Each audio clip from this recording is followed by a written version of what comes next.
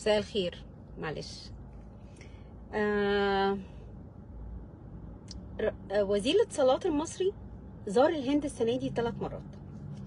فأنا كنت مش فاهمة ليه الصراحة، خاصة إن أي موظف حكومة، أي بعثة حكومية خارجة بشغل مش بتكتب إنها خارجة بشغل، علشان ده ممنوع. الحكومة معممة قرار على موظفين الحكومة إنه ما ينفعش يسافروا في أي مهام خارج مصر، عشان ده بيكلف البلد عملة صعبة وفي أزمة دولار وكده. فالأسباب اللي محطوطة مش طبيعية للسفر. فالمهم طلع إنه رئيس السيسي لما سافر الهند عشان يحضر قمة ال20، كان مسافر بدعوة من رئيس الوزراء الهندي، والدعوة شرفية. يعني الرايح جاي على الصين، احنا بنرشي الصين. انا اسفه يا جماعه في اللخبطه بتاعت الاسامي. احنا رايح جاي على الهند من وزير الاتصالات عشان يرشي الهند انها توافق تعزم السيسي في مجموعه ال20، في قمه ال20. النتيجه اللي طلعنا بيها من زياره قمه ال20 ان بايدن ما قبلوش، وان محمد بن سلمان ما قبلوش، وهو قابل بتاع جزر القمر. السيسي قابل بتاع جزر القمر وبتاع جنوب افريقيا، ده كبيره.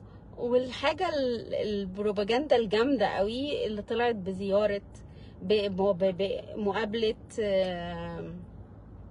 اردوغان. كان المفروض في زياره للسيسي انه يسافر تركيا، واردوغان لغاه بعد ما خد رشوة من بايدن عشان ما يكبرش موضوع السويد، عشان وقتها السويد كانت هتنضم للناتو، وهو عمل فرح بلدي على موضوع الواد العراقي اللي طالب اللجوء، وحرق القرآن والكلام فاضي اللي هم عملوه ده. مش فاكره كانت السويد ولا النرويج اللي كان فيها الحوار بتاع العراقي ده. المهم ان حد فيهم كان هينضم للناتو، وطبعا اردوغان بصفته عضو في الناتو فكان عامل فيلم هندي عن الموضوع ده، فراحوا مكرمشين له 20 مليار في ايده وقالوا له اسكت انت بس كده وخليك على جنب. فكانت مطلعه في موافقات على قروض. وبعدها رجع اردوغان، عمل لفه في الميدل ايست كده على السعوديه والخليج والامارات، فلمله قرشين حلوين عشان الامريكان امروا. المهم راح رافض زياره السيسي. فلما اترفضت زياره السيسي هو قابله دلوقتي. طبعا اي حاجه بتتقال في الميديا لما بندور عليها مفيش اي حاجه عن مصر الحقيقه، فما بقاش في تمثيل لمصر في اي شكل من الاشكال، وخلاص الخليج هو اللي راكب وهو اللي بيمثل القوى الامبرياليه في المنطقه. فطبعا الامارات اتشكرت من بايدن، واتعمل الطريق الجديد بتاع اللي بيربط الدول ببعضها بإسرائيل. يعني كلامكم البلح عن التطبيع مع إسرائيل وإن بن سلمان ده فاشخ المجرة، ده كله بلح طبعا. الأخبار اللي طالعة لتغييب الشعوب، لكن الرؤساء كلهم ما شاء الله عليهم خونة الحمد لله.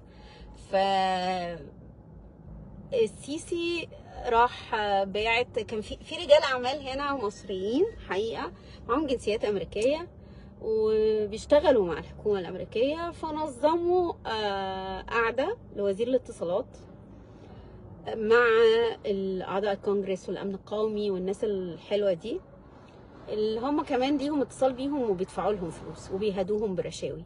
استثنوا منها الراجل بتاع الكونجرس اللي هو عليه قضيه FBI هنا في فضيحه اللحمه الحلال في نيوجيرسي.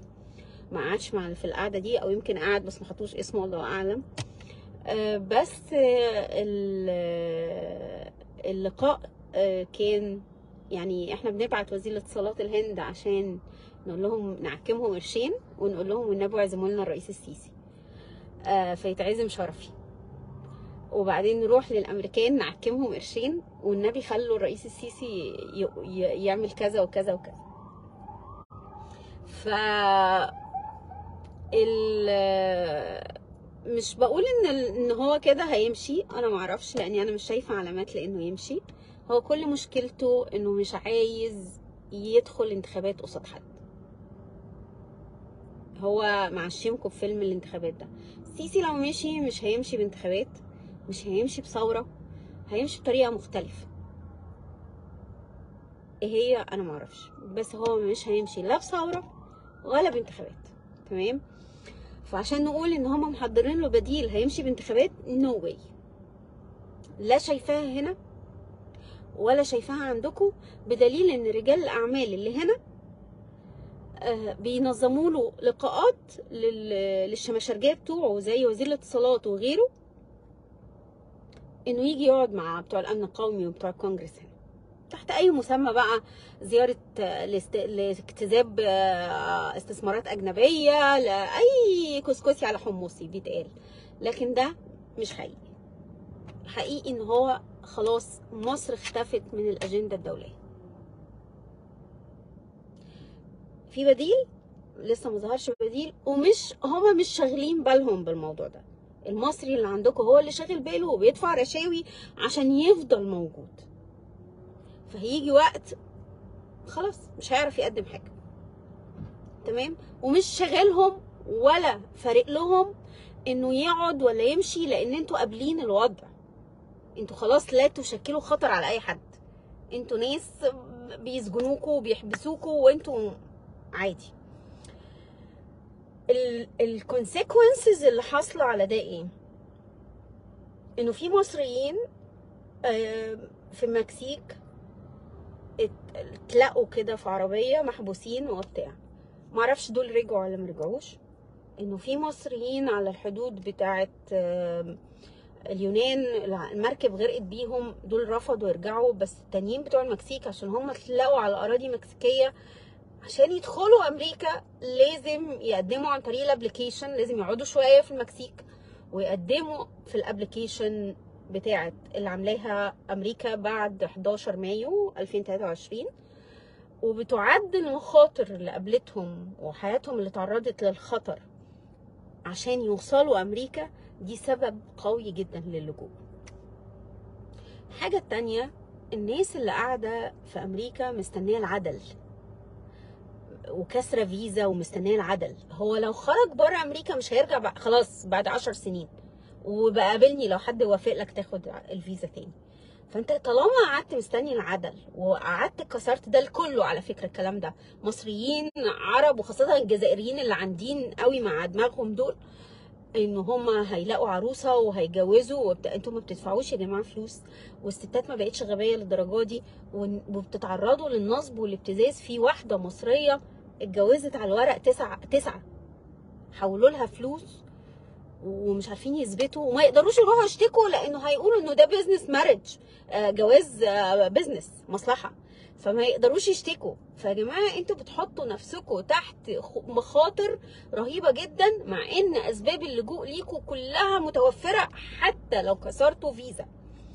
فما تسمعوش كلام العرب والمصريين اللي بيخوفوكوا وبيعشموكوا بالجواز وعلى اساسها بياخدوا ورقكم وبياخدوا كل حاجه انتوا تثبت قعدتكم في البلد، وبيساوموكم وبيعملوا لكم ابتزاز. يعني الجماعه الموريتانيين اللي داخلين يا عيني بيخشوا يشتغلوا مع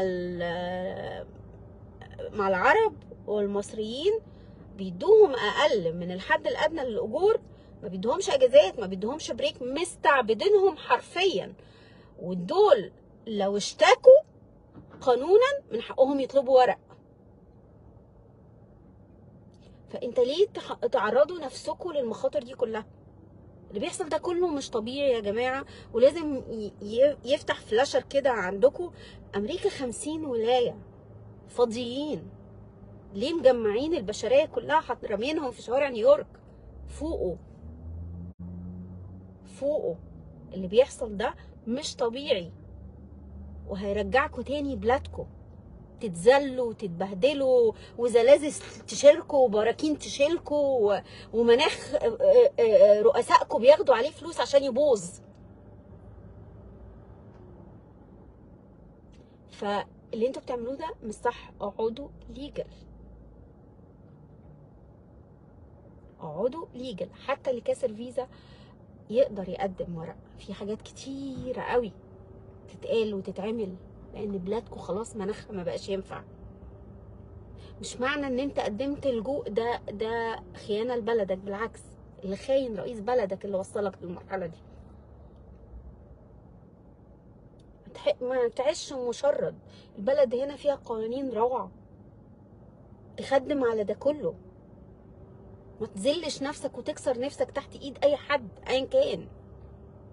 ربنا موجود، وربنا ليه سبب انه جابك هنا، وما تتنمرضش وترجع زي الناس النمروده اللي عايشه هنا واخده جنسيات وبتحول فلوسها كلها على العاصمه الاداريه. وقابلوني لو دخلتوها ولا لو طلتوا منها قرش.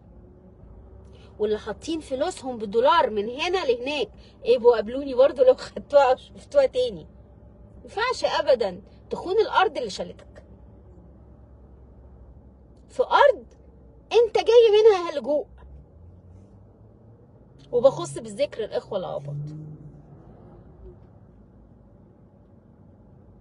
ما تشتغلش عند مصري ولا عربي باصص لك في قرشك وفي فلوسك وفي حياتك، بيتعامل معاك ان فلوسه، المرتب اللي انت بتاخده منه ده فلوسه، وهو قاعد اكل شارب نايم على حساب البلد، ما بيدفعش ضرايبها، وبيسرقك كمان وبيستغل وضعك. القوانين اللي في البلد هنا كلها ضد الاستغلال. انتوا اللي بتسيبوا نفسكم للاستغلال. اللي بسمعه عن اللي بيحصل مع الموريتانيين رهيب رهيب. ويجي العيل منهم تقول له يا ابني غلط كده روح اشتكي، يقول لك انا بلد مش انا جيت هنا على الحلم الامريكي. يا ابني ما انت اللي مدمر نفسك. انت اللي تعالى نعمل لك ورق. اصل صاحب الشغل مش عايز يديني اجازه. اجازه ايه يا ابني؟ ايه الهبل اللي انت بتقوله ده؟ وضب ورقك. استعباد انا ما شفتوش، او يمكن شفته بس مش بالليفل ده. مرتين اشتغل مع عرب ومصريين، واسوأ تجربه في حياتي. تاني اسوأ حاجه في امريكا بعد ريحه الويد. حقيقي ما تذلوش نفسكم لحد. مفيش حاجة مستاهلة تخليكم توصلوا للمراحل دي من الذل. لو قابلين تتذلوا في بلاد بره، خليكم في بلادكم مذلولين احسن. على الاقل مش تصرفوا الفلوس دي كلها، مش ممكن تتقتلوا في الطريق. بالمناسبة السفارة الامريكية دلوقتي في القاهرة حاطة واحد مصري بره، وانت رايح الانترفيو بيسألك اسئلة ملهاش علاقة بالواقع وملهاش علاقة بالابليكيشن اللي اتملت، وبيروح مصور الورق بتاعك ومصور باسبورك مش من حقه. واللي اترفض بالطريقه دي يقدم شكوى ويبعت بالايميل اللي عنده للسفاره ان ده مش قانوني، وانهم لما يحبوا يطلبوا منك ورق يطلبوه في خلال الابليكيشن، لكن ما يجيبولكش واحد مصري بره صايع يصور وبالمزاج يختار اللي على مزاجه، حتى لو هم بره قايلين له قرر لنا ده. اللي عايز يطلب ورق مدارس يطلبها منك في الابليكيشن، ما يطلبوش منك على باب السفاره. صوره باسبورك معاهم جوه، يبقى اللي بره مش من حقه يصور باسبورك. يا جماعه اللي بيحصل في الهجره على مستوى العالم ورفض فياسكو ده، والقعده المهاجرين في شوارع نيويورك بالمنظر ده بره حدود المنطق وبره الطبيعي بتاع اي حاجه.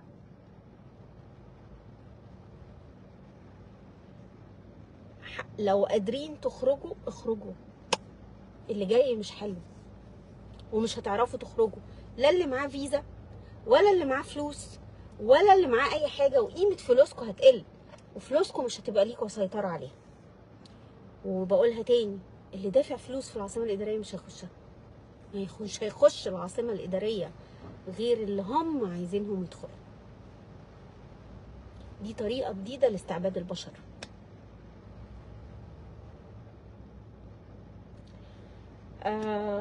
شكرا.